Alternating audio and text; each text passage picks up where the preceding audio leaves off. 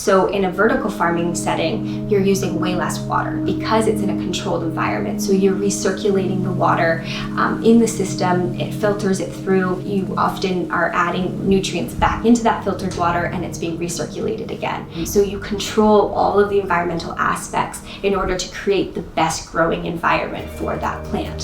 So just when you think about that, this makes so much sense. Why wouldn't we be using this, right?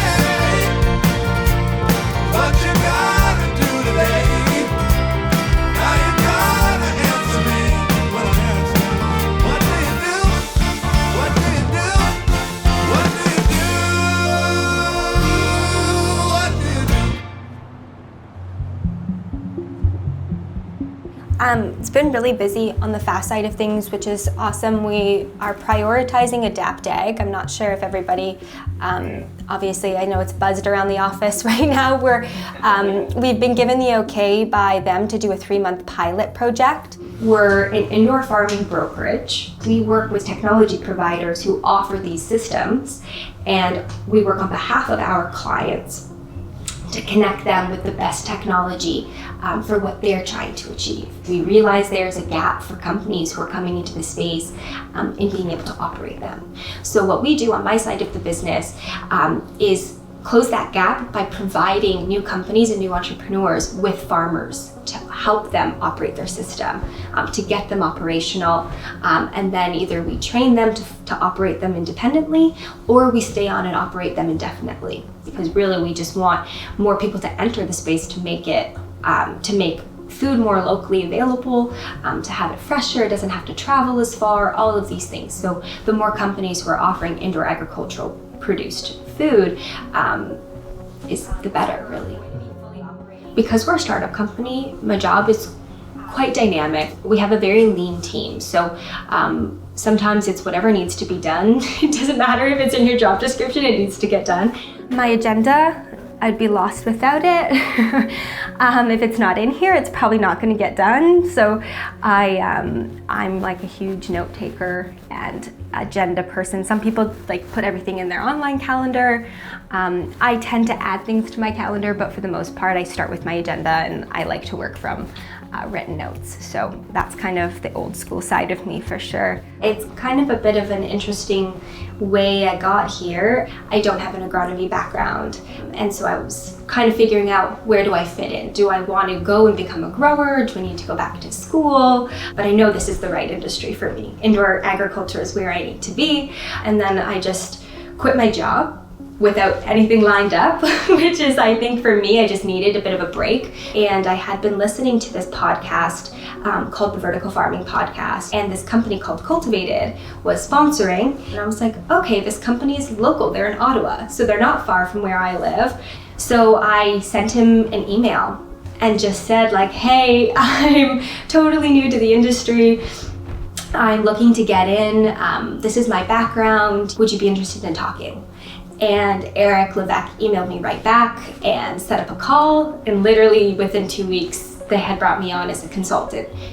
I don't think everything in life happens that smoothly, but it worked out really, really well. So that's kind of how I got into the profession.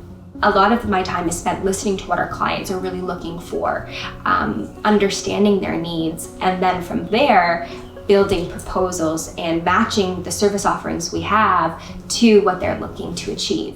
So I've actually built out like what is our deliverables and what is the timeline to get them completed, and we've got a Gantt chart here to kind of show where we're on track and not. And then from there, obviously, we build out expense report. What is the expenses going to be involved? And then we compare that with our income from the project. And then from there, once we have an approval on a deal, then I work on logistically organizing it. So I hire staff.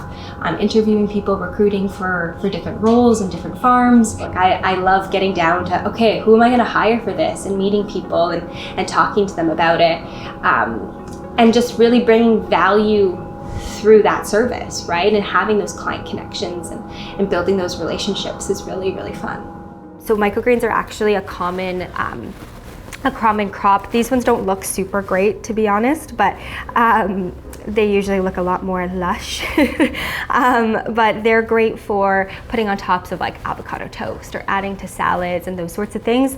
And they're one of the easiest crops to actually grow indoors in an indoor vertical farming setting.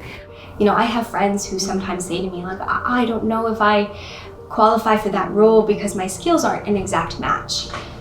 My skills have never been an exact match for any job I've ever had.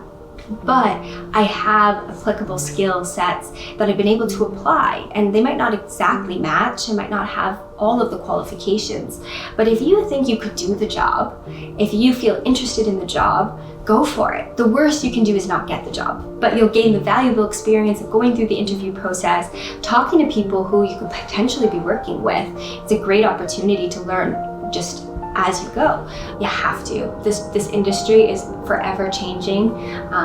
There's new technologies coming into play. There's new ideas, people who are growing, you know, like wine vines in vertical settings or doing R&D with potatoes. And, you know, there's so many different things happening that you have to be willing to learn and to really want to learn.